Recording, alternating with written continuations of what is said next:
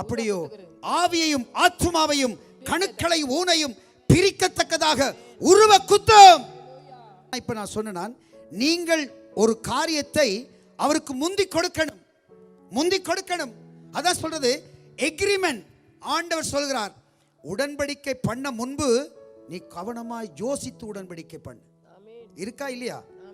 என்ன, ஆண்டவரோடு எக்ரிமெண்ட் பண்ணும்போது கவனமா எக்ரிமெண்ட் பண்ணணும். செஞ்சு சொல்லிட்டு செய்யாவிட்டால் அது டேஞ்சர். அதனால ஆண்டவரே சொல்லுங்க, ஆண்டவரே இந்த காரியம் நான் இந்த 2024 நான் தீர்மானம் எடுக்கிறேன். ஆண்டவரே எனக்கு இதை செய்யுங்க. எதை செய்யுங்க? உங்களோட வாழ்க்கையில் இருக்கிற பிரச்சனையை சொல்லுங்க. ஆனா நான் இதுக்கு இது செய்கிறேன், அதுக்கு பதிலாக நான் உங்களுக்கு இது செய்யணும். நீங்க முந்தி செய்யணும், நீங்க அதை முதலே செய்திடணும். செய்ததை கர்த்தர் மேல இருந்து பார்ப்பார். என் பிள்ளை இதை செய்கிறான், என் பிள்ளை இதை செய்கிறான், நான் இவனுக்கு இதை செய்யணும் அப்படி என்று ஆண்டவர் தீர்மானம் எடுப்பார். ஓகே, ஆத்துமாவையும் ஆவியையும் கணுக்களையும் ஊனையும்.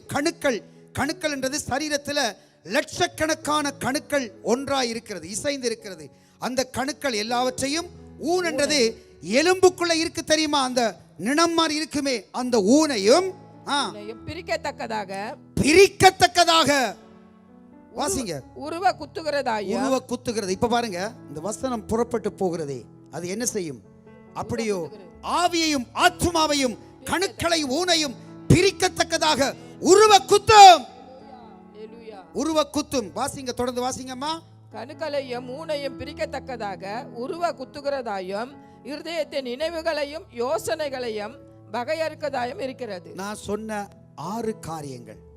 1, ஜீவனையும் வல்லமையும். அடுத்தது, இருபுறமும் கருக்குள்ள பட்டயமா, எல்லா பட்டயத்திலும் கூர்மையான பட்டயம் என்று சொன்னேன். அதை விட ஆத்துமாவையும் ஆவியையும் கணுக்களையும் ஊனையும் பிரிக்கத்தக்கதாக. இந்த 6 காரியம் நடக்கும் போது, இந்த 6 காரியம் உங்களோட வாழ்க்கையில் நடக்கும் போது 7வது ஒரு காரியம் என்ன நடக்கும் தெரியுமா? இந்த காரியம் எல்லாம் உங்களோட வாழ்க்கையில செம்மைப்படுத்தப்படும் போது 7வது காரியம், இருதயம் அப்படியே நினைவெல்லாம் கர்த்தரை குறிச்சதாய் மாறும். வேதம் சொல்லுகிறது, உன் பொக்கிஷம் எங்கேயோ என்ன இருக்கும்? இருதயம் இருக்கும். உன் பொக்கிஷம் எங்கேயோ